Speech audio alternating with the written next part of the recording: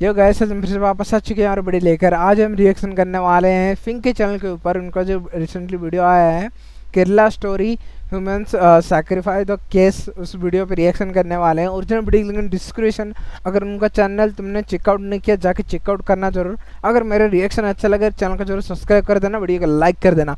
चलो यार अब शुरू करते हैं रिएक्शन, लेट्स गो।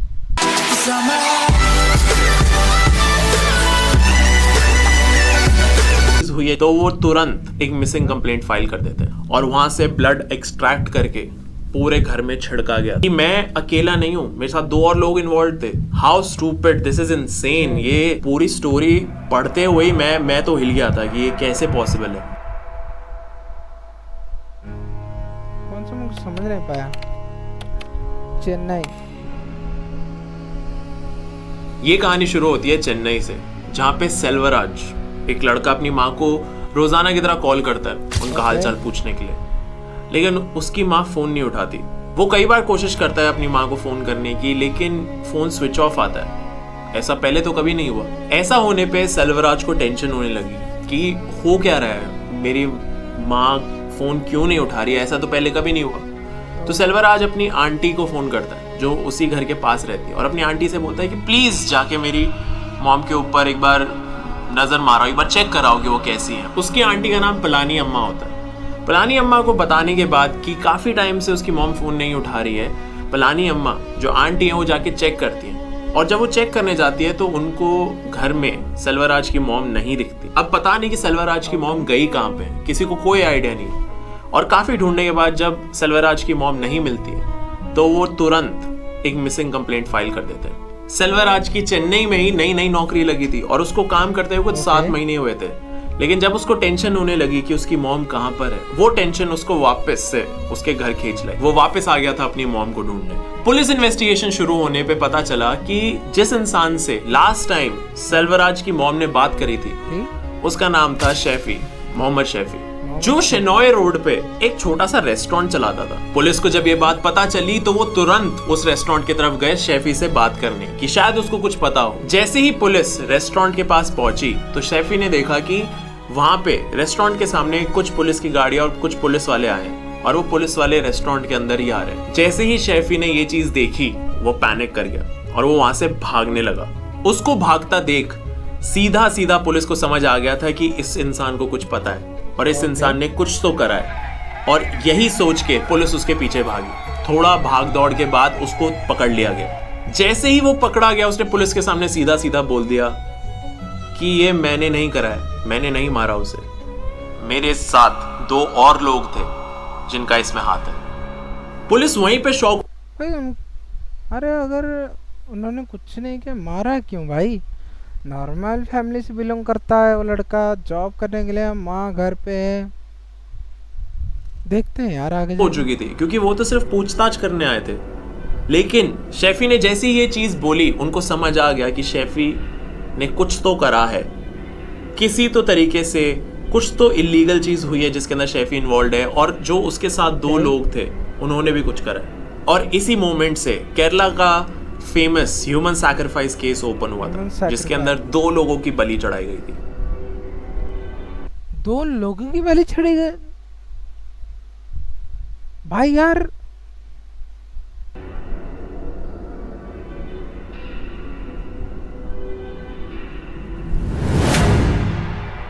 भागवल सिंह और लैला सिंह एक बहुत ही प्यारा सा कपल जो एक सोसाइटी में रहता था, नॉर्मल सोसाइटी में रहता था, और वो दोनों उस सोसाइटी में काफी ज्यादा पॉपुलर थे। सारे लोग उन्हें जानते थे। दोनों डॉक्टर्स थे और दोनों के लिए काफी रिस्पेक्ट थी सोसाइटी में।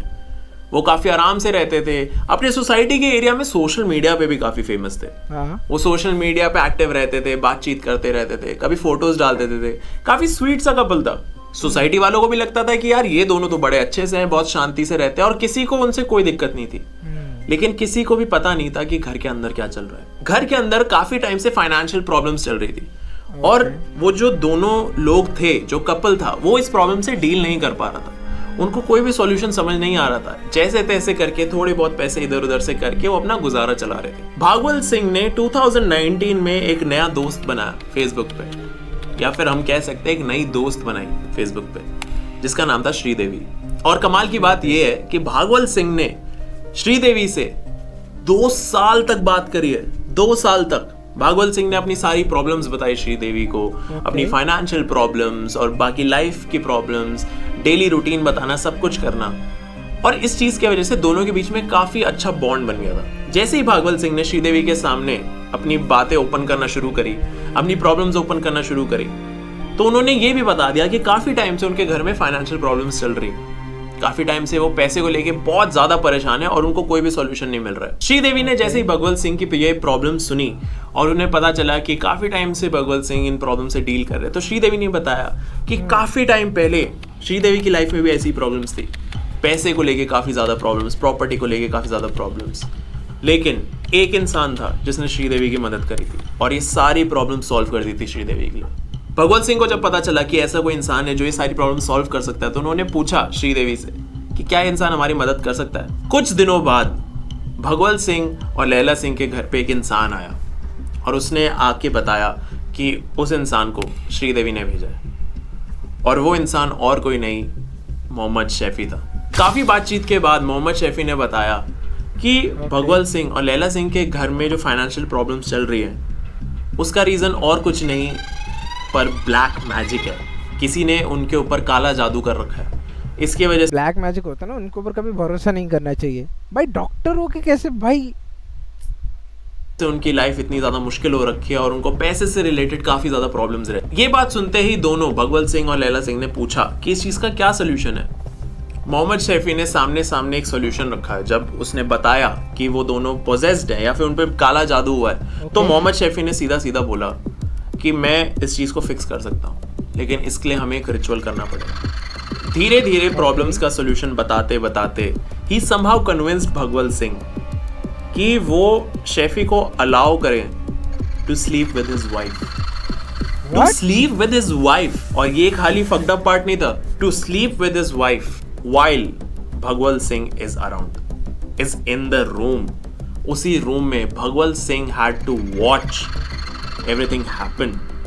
मेरा तो इस कहानी में ये सुनते भाई क्या ये भाई, इंसान भाई पागल है क्या भाई। लगता है उस इंसान का दिमाग फिर गया था तब। मेरा तो दिमाग फट गया था कि कैसे हो सकता है। ये दोनों डॉक्टर्स थे, दोनों पढ़े लिखे थे, लेकिन उसके बाद भी उनको नहीं समझ आ रहा था कि उनके साथ क्या हो रहा है। आई गेस फाइनेंशियल प्रॉब्लम्स इतना ज्यादा टोल ले सकते हैं इंसान पे कि इंसान का दिमाग चलना बंद हो जाए। वो भी सही बात है। अगर एक बंदे का इतना फाइनेंशियल रहता है दिमाग में, भाई पैसे नहीं आ रहे हैं उधर के उधर, भाई पैसे देने उनको देने, यार घर में पैसे नहीं, वो तो टेंशन रहता है। उस टेंशन में ऐसे ना हो जाओ कि भाई तुम अंधविश्वास में बिलीव करने लगो, वो सही बात नहीं है। तुम्हारे ऊपर दिमाग का कंट्रोल रखो। अगर कुछ रास्ता नहीं मिल रहा है ना, एकदम से शांत रह के सोचो, रास्ता बिल्कुल मिल जाएगा। अगर नहीं है ना, भगवान के पास जाओ, मंदिर जाओ, माथा टेको, भगवान खुद रास्ता दिखाएंगे भाई। ये बकचोदी भाई, काला ब्लैक मैजिक भरोसा मत करो। मोहम्मद शैफी पढ़ा लिखा भी नहीं था, उसका एक छोटा सा रेस्टोरेंट था and he convinced 2 doctors too. वो भी बात है यार, डॉक्टर्स, हाँ, और कोई थोड़ा ही है डॉक्टर्स जो साइंस में बिलीव करते हैं भाई। क्या go through this ritual जो शैफी ने पूरा एक्सप्लेन करा था उनको, like it's bizarre, it's unbelievable। लेकिन इस चीज के बाद जो नेक्स्ट स्टेप था वो और भी ज्यादा फक्ड अप है। इसके बाद शैफी ने बोला कि नेक्स्ट स्टेप के लिए we need to sacrifice someone, कि उन तीनों को मिलके एक ह्यूमन सैक्रिफाइस करना पड़ेगा। शैफी ने बोला कि अगर उन दोनों डॉक्टर्स को, उस कपल को अगर दिक्कत आ रही है कोई ऐसा इंसान ढूंढने में, तो शैफी एक फीस लेगा उन दोनों से, लेकिन वो एक इंसान को ले आएगा जिसको वो सैक्रिफाइस कर सकते हैं। He will make all the arrangements for the ritual. Bhagwat Singh और लैला सिंह ने हाँ बोला इस चीज पे एंड शैफी वापस अपने रेस्टोरेंट गया। शैफी अपने रेस्टोरेंट बिजनेस के थ्रू काफी सारी औरतों को जानता था और वो सारी औरतें एक ही काम में इन्वॉल्व थी, सारी एक ही काम करती थी, जो था लॉटरी टिकट बेचना। और उन सब लड़कियों में से एक लड़की थी रोसलिन। शैफी ने जाके रोसलिन से बात करी और उसने बोला कि मेरे को शैफी को एक एडल्ट फिल्म शूट करनी है, एक एडल्ट वीडियो शूट करनी है, बेसिकली उसे पॉर्न शूट करनी है एंड उसे एक एक्ट्रेस चाहिए एंड उसने रोजलिन को बोला कि वो उसे 10 लाख रुपए देगा फॉर वन सीन। अब तुम खुद इमेजिन करो रोजलिन के पर्सपेक्टिव से, like you are making 1,000 rupees per day, वो भी पूरा दिन काम करने पे, लॉटरी टिकट्स बेचने पे, और कई बार तो 1,000-1,500 रुपए भी नहीं बनते थे, बहुत कम बनते थे। ऐसे इंसान को तुम बोलो कि एक वीडियो के लिए, लाइक एक सीन के लिए उसे 10 लाख रुपए मिलेंगे, तो उनका क्या ही डिसीजन होगा। रोजलिन सेड यस, और दूसरी साइड रिचुअल की तैयारी शुरू हो चुकी थी। शेफी रोजलिन को लेके भगवल सिंह और लैला सिंह के घर गया। वहां पे जाके रोजलिन को बेड से बांध दिया गया और रोजलिन को लगा कि ये सीन का पार्ट है। एंड जैसे ही उसे लगा कि सीन शुरू होने वाला है, वो सुन पा रही थी कि शेफी साइड में कुछ मंत्र पढ़ रहा है, और उसी टाइम रोजलिन को समझ आ गया था कि कुछ तो गड़बड़ है। उसने जैसे ही चीखने की कोशिश करी, लैला सिंह ने सीधा आके उसका गला काट दिया। रोजलिन का मर्डर करने के बाद बात यहीं पे खत्म नहीं हुई थी। जो तीनों लोग थे उन्होंने रोजलिन का फ्लैश काट के खाया है। What? छी भाई, भाई इतना क्रूअल कौन हो सकता है भाई? वो इंसान ही नहीं है। ये बहुत क्रीपी है यार। रिचुअल के नाम पे 2 डॉक्टर्स ने और एक अनपढ़ ने ये सारी हरकतें करी हैं। डॉक्टर्स जो साइंस में बिलीव करते हैं, मेडिकल में जाते हैं, क्या है सारे? उन्होंने लिटरली फ्लैश को काट के खाया है क्योंकि उन्हें लग रहा था कि इससे उनकी प्रॉब्लम सॉल्व हो जाएंगी। How stupid, this is insane. ये पूरी स्टोरी पढ़ते हुए ही मैं तो हिल गया था कि ये कैसे पॉसिबल है, कि क्या लोग इतने पागल हो सकते हैं। इस मर्डर के बाद जो रोजलिन की बॉडी थी वो भगवल सिंह और लैला सिंह के घर के बैकयार्ड में ही गाड़ दी गई। पिता और भगवल सिंह और लैला सिंह ने कंप्लेन करा कि भाई कुछ इंप्रूवमेंट नहीं आया लाइफ में, हमने यहाँ पे एक ह्यूमन सैक्रिफाइस भी कर दिया, कुछ इंप्रूवमेंट नहीं आया। तो शेफी ने उसका जवाब दिया कि जो तुम पे ब्लैक मैजिक हुआ है वो बहुत ज्यादा स्ट्रांग है और उसको तुम सिर्फ एक सैक्रिफाइस से टाल नहीं सकते। शेफी ने बोला कि हमें एक और ह्यूमन सैक्रिफाइस करना पड़ेगा। तो दोबारा से सेम डिमांड रखने पे शेफी ने दोबारा से पैसे लिए भगवल सिंह और लैला सिंह से कि वो एक और इंसान को ले आएगा इस रिचुअल के लिए। और पैसे मिलने के बाद शेफी वापस से निकल गया एक और विक्टिम को ढूंढने के। शेफी ज्यादा दूर नहीं गया, शेफी वापस से उसी सर्कल में गया जहां से वो रोजलिन को लाया था। उसी सर्कल में वो वापस ढूंढने लगा अपने विक्टिम को, जिस सर्कल में वो सारी औरतें थी जो लॉटरी टिकट बेचती थी। और वहां पे शेफी को मिली पद्मा। शेफी ने पद्मा को वो सेम ऑफर दिया जो उसने रोजलिन को दिया था, same video shoot, same adult film, same amount. और रोजलिन की तरह पद्मा ने भी हाँ बोल दिया। शेफी पहले की तरह ही पद्मा को उन दोनों के घर लेके गया, वापस से सेम रिचुअल हुआ और पद्मा का गला काट दिया गया। उसके बाद पद्मा के प्राइवेट पार्ट्स पे भी अटैक करा गया और वहां से ब्लड एक्सट्रैक्ट करके पूरे घर में छिड़का गया। ये सब कुछ एक रिचुअल के नाम पे हुआ था 2 डॉक्टर्स के घर। इसके बाद पद्मा के 52 टुकड़े करेगा और उन टुकड़ों को जहां पे रोजलिन को गाड़ा था उसी के ऊपर उन टुकड़ों को गाड़ दिया गया। जो स्टार्टिंग में मैं स्टोरी बता रहा था सेल्वराज, उसकी मॉम का नाम पद्मा था।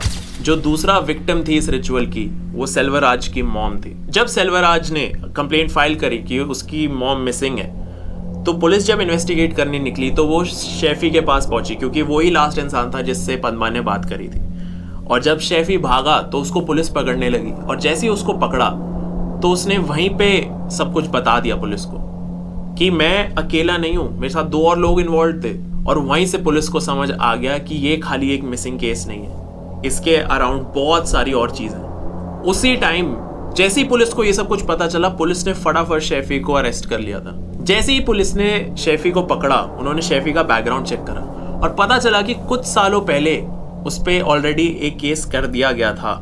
शेफी पे ऑलरेडी एक सेक्सुअल असॉल्ट का केस था और उस टाइम पे विक्टिम एक 75 ईयर ओल्ड लेडी थी, लेकिन उस केस में शेफी को बेल मिल गई थी। और कमाल की बात यह है कि ये केस जो मैंने अभी पूरी तुम्हें स्टोरी बताई, ये केस अभी भी चल रहा है। ये तीनों लोग अभी भी कोर्ट के चक्कर काट रहे हैं और अभी तक कोई भी जस्टिस नहीं मिला है विक्टिम्स को, उनकी फैमिली को। कोई भी कंक्लूजन नहीं आया इस केस पे अभी तक। He was a normal person, society की नज़रों में एक नॉर्मल इंसान जो अपनी वाइफ के साथ रहता है, एक नॉर्मल वाइफ के साथ रहता है। लेकिन किसी को आइडिया नहीं था कि असली में वो क्या कर रहे हैं, किन चीज़ों में इन्वॉल्व है, और वो दोनों मर्डरर्स हैं। और ये पॉइंट मैं इसलिए बता रहा हूँ क्योंकि हम भी काफ़ी सारे लोगों के बीच में रहते हैं, हम भी सोसाइटीज़ में रहते हैं, काफ़ी सारे लोगों के साथ रहते हैं। एंड इट्स वेरी पॉसिबल कि इस सोसाइटी में, तुम्हारी सोसाइटी में, जिनको तुम नॉर्मल समझ रहे हो, यू हैव नो आइडिया कि उनके घर के अंदर क्या चल रहा है। वेरी पॉसिबल कि तुम्हारी सोसाइटी के अंदर भी कोई ऐसा नॉर्मल कपल हो जो ऐसी किसी प्रैक्टिस में इन्वॉल्व हो। आई रियली होप कि ऐसा ना हो, but it's very possible. Facebook profile में this self was one who was created it.